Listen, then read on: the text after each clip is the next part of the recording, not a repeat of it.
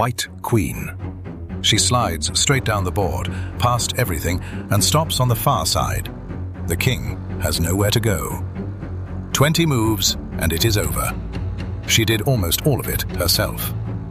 For about 1,000 years, that piece could not do any of that. It moved one square, diagonally. That was all of it. And it was a man. Chess is around 1,500 years old, older than most of the countries that play it. And for most of that time, this piece was the one you gave away.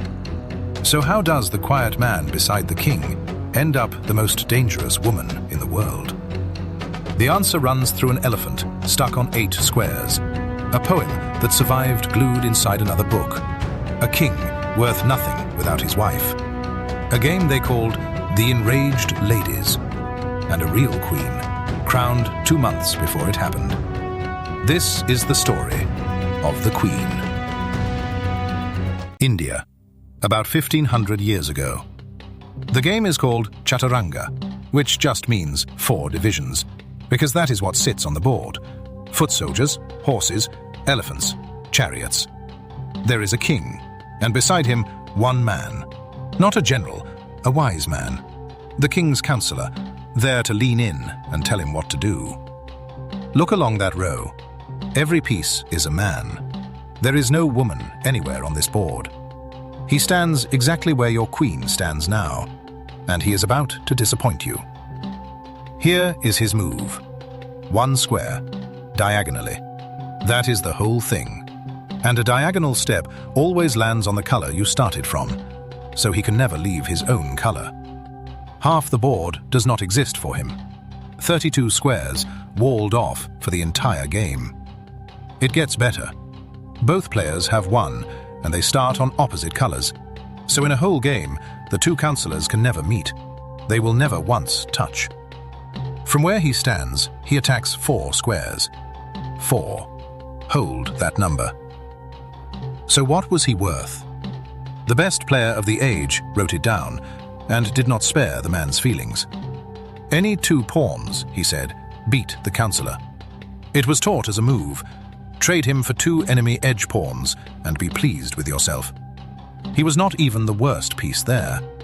The elephant, the one that becomes your bishop, jumped exactly 2 squares, locking it onto 8 squares out of 64.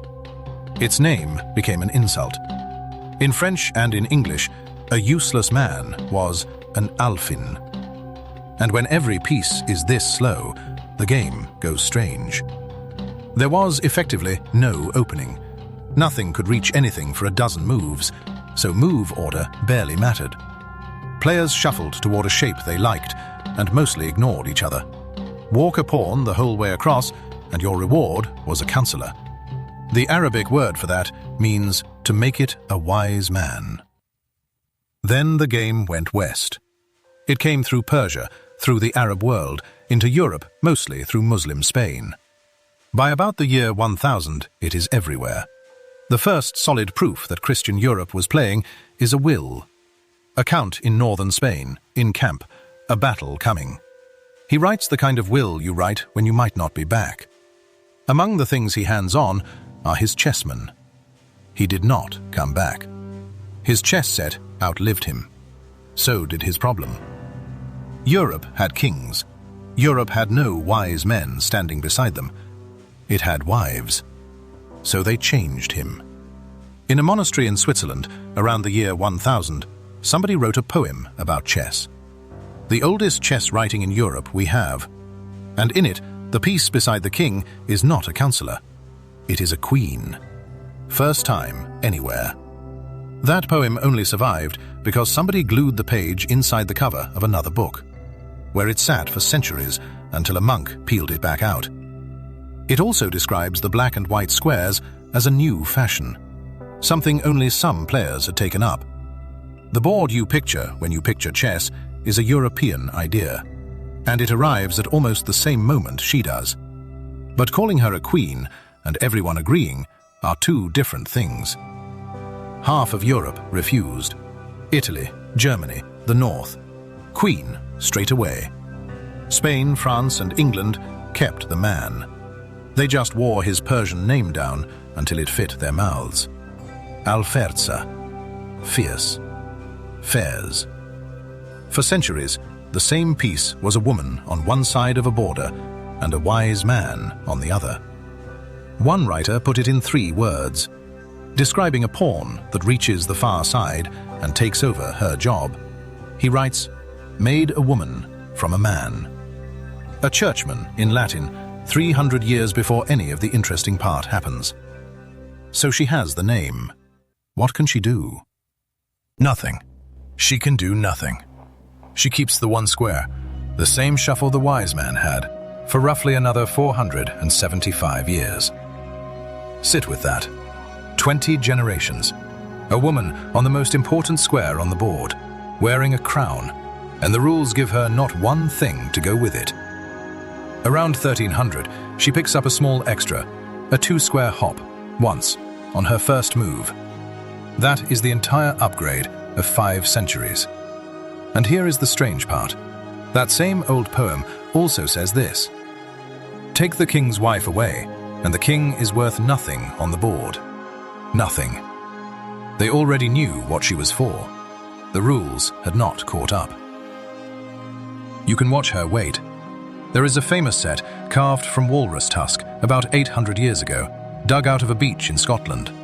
The queens are sitting down, crowned on a throne, right hand up against the cheek. People say she looks horrified. She probably is not. Back then, that pose meant thinking, which is about right.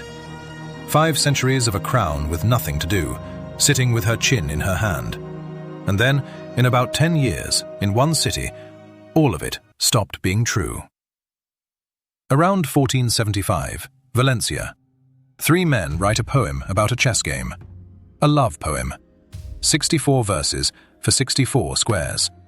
Mars plays Venus, and Mercury sits at the side and rules on the rules. And the game inside it is our game. Because in that poem, the queen moves like a rook and a bishop at once. Every straight line, every diagonal, as far as she wants, in one move. 4 squares, now 27. And she is not alone. The bishop stops being an elephant in the same stroke and picks up the long diagonals it has today. 1 change, 2 pieces, and chess becomes the game you know. In that poem, mate lands on move 21. She does it. People hated it. The old game had to be renamed, the way things are when something replaces them. It became chess of the old style. And the new one picked up a nickname that tells you everything. In Italy, alla rabbiosa, the raging one. In France, the chess of the enraged lady. One Frenchman wrote his objection out by hand, which is why we still have it. The invention is strange to him. The name, he says, was handed out by indiscreet men. Then he gets to the real complaint. The new game gives so much to the ladies and the fools that the rooks, the wise and prudent captains, and the sensible knights are no use to anybody anymore.